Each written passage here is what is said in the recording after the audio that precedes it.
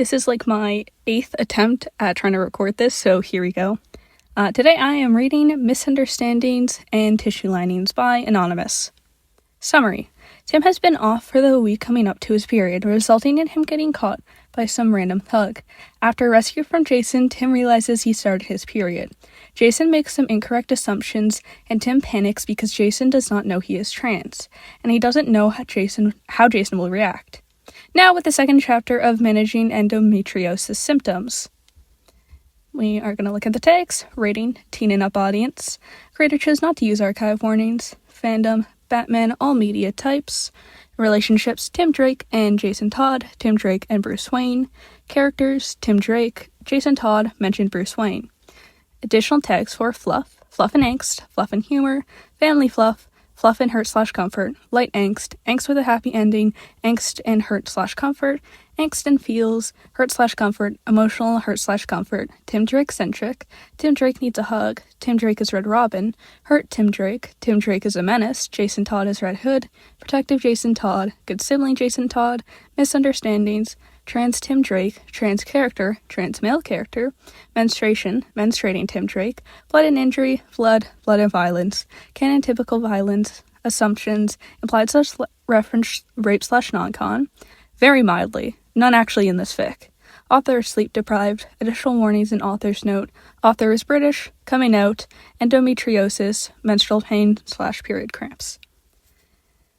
It is part 26 of my Anonymous Batman collection. It is 2 chapters with 3,901 words. Without further ado, we are going to move on to the notes. Hey people, I hesitated a lot over writing this fic. I wanted to write a trans Tim Drake fic with him struggling with his periods, but I wasn't sure how the fandom generally treats making characters trans. Then I saw there was a trans Tim Drake week and realized I was being silly, so I wrote this fic. This wasn't the original way I was going to go. I, a trans non-binary person, was recently diagnosed with endometriosis and was going to rate hurt/comfort with that. Maybe I still will. We'll see. But this is where I ended up, and it was fun to write. Caution warning. Jason makes the assumption that the only possible reason for Tim to be bleeding is that he had been raped. This does not happen. This is never explicitly referred to in the fic, but of course, please do be careful reading if this will upset you. With all that being said, please enjoy. I'm open to comments and feedback. Let me know if I missed anything in the tags.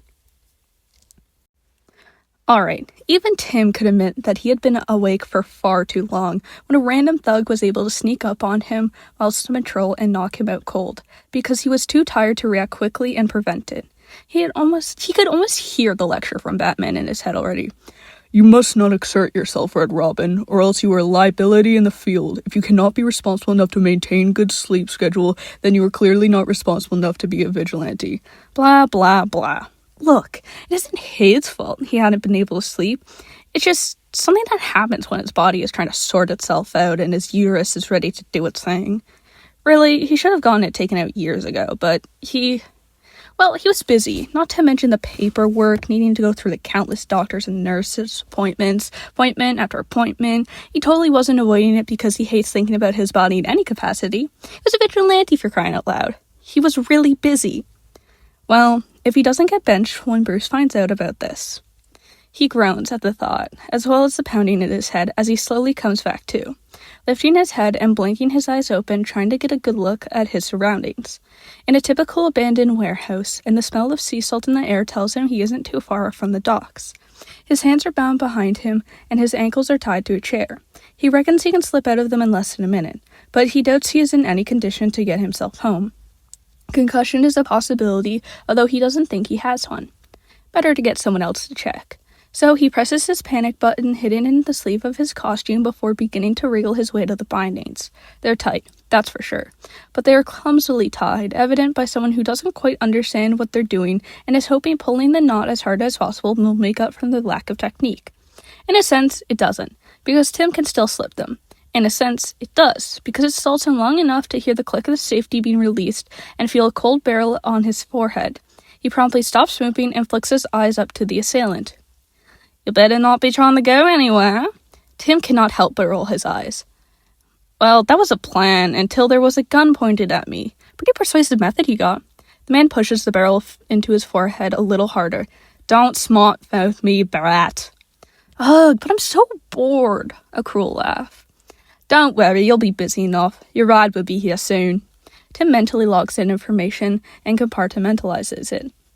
Now is not the time to be on tracking whatever operation this man has going on. Now is the time to stall. Ooh, what will I be doing? The man blinks, slightly caught off guard. What? Tim grins. You said I'll be busy. I want to know what with. The man splutters before hissing between gritted teeth. Shut up. Oh, I get it. You don't know what they're going to do with me, do you? The way the man's jaws tighten tells Tim he is right on the money. I see. You're just the muss of the operation, aren't you? Not enough lights upstairs to find out the real fun stuff? No, just more legwork for you. What a shame. Thwack! The man uses the barrel of the gun to strike Tim across his face, and his head violently swings with the impact. He is frozen in shock for a moment before shaking it off and spitting out some blood. He looks back up at the man who is glaring down at him harshly. Shut the fuck up. Before Tim can hit back with another witty report, the sound of a vehicle can be heard in the warehouse, and the man whips around, looking in the direction the sound came from. He mumbles under his breath. No, that can't be right. They shouldn't. Tim clears his throat, causing the man to whirl back around to face him, and Tim smiles so widely at the man that he's sure he would have given Joker a run for his money in that moment. My ride is here! Guns blazing, Red Hood storms the warehouse, firing his guns and scanning the space for Tim. When he spots him, he doesn't hesitate to fire a bullet into the man's leg, causing him to collapse. He stomps over, yanking the man by his collar and holding his gun to the man's head. Now, what do you think, we got to do the easy way or the clean way? What do you think, Red? Tim hums. I don't know. I only recently got the blood out of the suit for the last time, so I don't really want to deal with that again. The man looks relieved for a moment, so Tim continues. Then again, he gave me a pretty hard whack. Definitely gonna bruise. The man's face is overcome with panic, and Tim cannot help but feel a little pleased at that. You know what, Hood? I'm feeling generous. Your choice. Tim can see Jason weighing the options underneath the helmet before he makes a silent decision and knocks the man out cold with the barrel of his gun. The man collapses gracelessly on the floor. Tim lets out a quiet breath and resumes trying to get out of the bindings. He manages to get his hands free by the time Jason gets his legs free. Tim goes to stand but finds his balance is not quite as it should be. Jason catches him before he can hit the ground. Whoa, easy. You good there, Red? Tim hums in agreement. Fine, possible concussion, but no other injuries. He just knocked me out before taking me here. Clearly someone is apparently coming to get me, so we should probably get out here fast. Jason nods and guides Tim out of the warehouse, leading back to his bike. My safe house isn't far from here. Hang on tight. Tim wordlessly acquires, and the two speed off into the night. Tim can't really feel the cold air given the insulation of his suit, but Tim always liked the nighttime. There was something so calm and still about it. Thinking about that makes him oddly emotional. He chalks it up to the adrenaline from combat, but he doesn't let any tears fall. He just tightens his grip on Jason slightly, resting his head against Jason's back, and allowing himself to be lulled into the rhythm of the motorbike's engine. Jason was correct. His safe house was hardly any distance at all. Jason helps Tim off the bike and guides him inside, and Tim collapses into the couch without hesitation, whilst Jason begins taking off his helmet and gloves. Don't go falling asleep on me, replacement. Gotta check you for a concussion first. Tim groans. He knows that obviously he's just tired, and the couch is so comfy. Oi, replacement, look at me. Jason snaps his fingers right by Tim's ears, so he startles slightly. He glares at Jason and does his best not to wince at the light still shining in his eyes. He tolerates Jason checking him over and double-checking just to be sure. Eventually, Jason puts away the light and nods. No concussion, but evidently you're dealing with brain damage. How did an amateur like that catch you? Tim doesn't dignify Jason with a response, instead just giving him the middle finger as he closes his eyes once more and hears Jason huff a laugh. You're welcome, asshole. Tim only grumbles before opening his eyes once more. Now that he's somewhere safe, the adrenaline is really wearing off. His suit is starting to grow uncomfortable, so he sits up and removes his cowl, rubbing his eyes and getting off the couch. I'm using your shower. Knock yourself out. Already been knocked out today. Don't fancy doing it a second time. Whatever you say, Tim had been heading towards the bathroom, but stops as Jason trails off. Jason is just standing in the middle of the living room, staring at the couch. Tim follows his eyeline and quickly notices that Jason is staring at, and Tim feels his heart plummet into his stomach. He bled through onto the couch. He started, fuck. Jason doesn't know he's trans. Tim doesn't have any injuries. He wasn't going to be able to play this off. Fuck. Tim spiraling and suddenly halted by Jason's tone. It's careful. Quiet. Dare Tim say gentle, but that's not even accounting for the fact that Jason called Tim by his name. Jason approaches slowly, his hands held up in a placating gesture, as if to show Tim he isn't going to do anything. He crouches down in front of Tim so that they're more at a level height. Tim stares at Jason and watches as Jason scans his face. He has no idea what Jason is looking for, as he tries to remain as passive and neutral as possible. Based on the frown that Jason gives, he isn't quite sure he managed it. Tim, what do you... Jason trails off, and Tim is too deep in his own mind to respond. Jason runs a hand down his face in frustration. Fuck, look, I'm no good at this. Look, Tim, you don't need to tell me anything, but if something happened in that warehouse, we need to get you to Leslie. If something happened in the warehouse? Tim thinks on it for a moment. What would happen in the... Oh! It clicks in Tim's mind, and Tim quickly takes a step back and rushes to explain. Oh my god, Jason, no, you've got the complete wrong idea. Oh my god, I swear, it's nothing like that. Nothing happened. I swear, nothing. It's just not... Jeez, it's not what you think. Jason raises an eyebrow. His expression is still careful, but it's making Tim feel so much worse. Okay, if it's not what I think it is, then what is it? Tim hides his face in his hands, completely and utterly mortified. Jason lets him hide. Tim, if you're hurt. I'm not hurt! Jason doesn't flinch, doesn't move, doesn't react to Tim's raised voice. He simply insists on being nice. Tim, why are you bleeding if you're not hurt? Tim grumbles and drops onto his knees on the floor. He mumbles into his hands. What was that? Tim repeats himself a little louder. He hears Jason exhale quietly. Tim, I can't hear you if you talk into your hands. Tim drops his hands and whips his head to look at Jason, feeling tears in his eyes. I'm on my fucking period, okay? I'm trans and I'm on my period. Tim curls up into himself protectively, unsure if Jason is about to lose his mind or try and kill him for one reason or another. He doesn't know how Jason will feel about this sort of thing. All he knows is that he's probably just given Jason another reason to not like him. It had only been a couple of months now since the last time Jason tried to kill him, and now all of that progress is going to be undone. He barely notices as tears roll down his cheeks. He doesn't notice that Jason has gotten up and is moving about the safe house. Tim isn't quite sure how long he sits there for, and he is certain he has now bled onto the floor of the warehouse too, but he flinches away when he feels a touch on his shoulder. Despite this, he looks up and Jason is looking down at him with a small smile on his face. Hey, it's okay, you're not alone here. Tim raises an eyebrow, sniffling.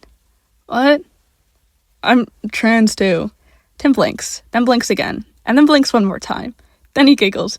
It's sudden, and he tries to cut it off, but now he has started, he finds himself unable to. He breaks into a complete fit of laughter as he is filled with complete and utter relief.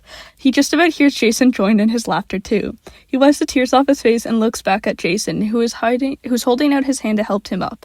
Tim accepts. I'm sorry about all that. I didn't know if you... Tim trails off, and Jason shakes his head. Don't worry about it. I get it. You never know who's on your side and who isn't. It's a scary thing. But thank you for trusting me. And I guess I'm sorry too. I kind of just assumed the worst. And Tim waves him off. I understand. It's easy to jump to a conclusion. Jason nods. Yeah. Tim smiles and nods. Thanks for this. Tim gestures vaguely, unsure of how to word everything he is feeling. But Jason seems to get it well enough. No problem. This sort of thing happens, and you know what? I'll sort things out for you. You can go hop in the shower, and there are supplies in the cupboard underneath the sink. I'll see if there are any casual clothes that might fit. Tim nods once more before heading off to the bathroom and stepping into the shower. I'm leaving that in because it's funny. He allows the warmth to seep into his skin and revels as the muscles in his body begin to relax.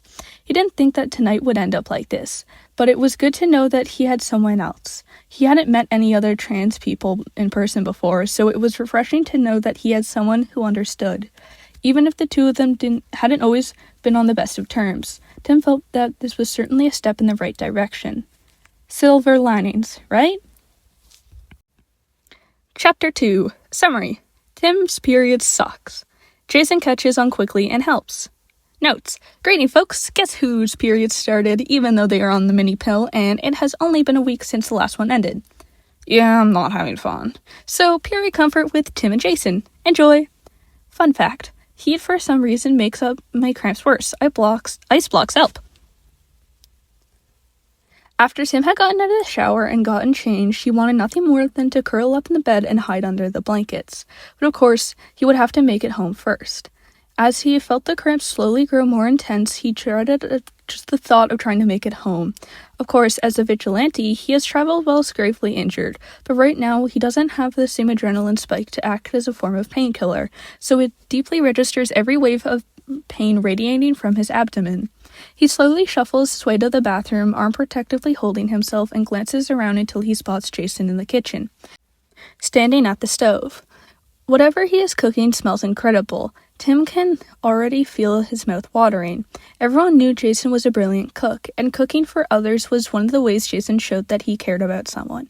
Yet he doubts he's exactly invited to dinner. Sure, the two of them had been on better terms recently, especially since the last murder attempt, but there was still a lot of history between them, full of unresolved emotions and conversations they hadn't had. They may have just suddenly bonded over a moment of both being trans, but that doesn't erase the past. Tim stands there for a few moments, trying to not only think of the best way to get himself back home, but also trying to resist the amazing aroma coming from the kitchen, knowing he won't be allowed to stay here to revel in the comfort of a warm meal and a comfy bed only a few doors away. His mental spiral is interrupted by Jason calling out to him, "Sit your ass down before you topple over." Tim blinks. Huh? Jason walks over to him and wraps an arm around his shoulders, leading him to the couch and pushing Tim to sit down. "Dinner will be ready in a minute." Tim opens his mouth and closes like a fish gasping for air, but no sound comes out. Jason takes no notice, having already turned around to return to the kitchen. Tim can feel tears of relief welling in his eyes, but he does his best to not let them fall. He is overcome with such a warm feeling of having been seen and given this olive branch of acceptance by Jason. He isn't used to such kindness, and he never thought he would get as far as Jason willingly cooking for him without having been asked by someone else. When he told Jason he was trans, Tim was prepared for the worst. He wasn't prepared for such a wonderful outcome. Curse his hormones making him a total emotional wreck. Jason returns with two bowls in his hands, passing one to Tim as he takes a seat on the couch. In quiet thanks before Jason turns on the TV to some random comedy program that Tim has only ever seen his parents watch before when he was extremely little. He slowly feasts on the soup that Jason had made, and it is absolutely exquisite. He savors every mouthful and is enjoying the warmth that fills him. He forces himself to not scarf down the whole thing. Alfred would surely be jealous of such an incredible dish. Tim was sure. However, because Tim is Tim, these happy moments eventually come to an end. The waves of pain from his cramps have steadily gotten worse, and now his lower back aches as if he had gotten thrown into a wall by Bane. He curls into himself, once again protectively holding himself, wincing at the pain, carefully swallowing any sound that tries to escape his lips. Jason has already done more than enough for him, and he doesn't want to be ungrateful. But he also knows that now that he's finished his meal, he really doesn't have an excuse to stay anymore, so reluctantly he raises to his feet and turns to Jason. "Thanks for this. I really appreciate it. I'll get up your hair now." Jason raises an eyebrow and looks over at Tim. "In your condition?" Tim tries to laugh it off, but it is weak and unconvincing. "I've dealt with worse. Honestly, endometriosis is the least of my particularly harsh cramp," cuts Tim off, causing him to hunch over and exhale sharply. He takes a moment to recover before looking up at Jason. "Problems." Jason gets up and heads towards the kitchen. "Abso-fucking-lutely not." Jason begins rummaging through the cupboards for something, and Tim isn't quite sure what. "Hot or cold?" Tim looks over to Jason. "Huh? Do you find hot or cold helps the cramps?" Tim considers this for a moment before quietly murmuring, "Cold." Jason nods and resumes his rummaging, and eventually returns to Tim with an ice lock and some sort of pouch and a bottle of painkillers. "Follow me." Jason doesn't even check to see if Tim is following, and the way he said and to follow him, and leaves no room for questions. So Tim is on the heels as Jason guides him to the bedroom. Tim hesitates in the doorway as Jason puts the painkillers on the bedside table and slots the ice block into the pouch, showing it to Tim. It's got a Velcro bit here so you can secure it around your waist. It should help keep it in place. There's another ice block in the freezer too if you need to switch it out. Take these every 4 hours. I know endometriosis can be really rough, but these should hopefully take at least the edge off. Tim nods slowly. He doesn't move, and Jason realizes this before rolling his eyes. The bedroom isn't booby-trapped. You can come in. Tim slowly shuffles forward and sits on the edge of the bed. This is your room. I didn't want to intrude. Jason snorts. Right. Do you want help putting this on? Jason gestures to the pouch, and Tim nods. So Jason sits behind him and helps him secure the ice pack so that it is on his abdomen. And Tim lets out a small sigh of relief as coolness begins to seep its way through. Jason stands and Tim lies back in bed, curling up.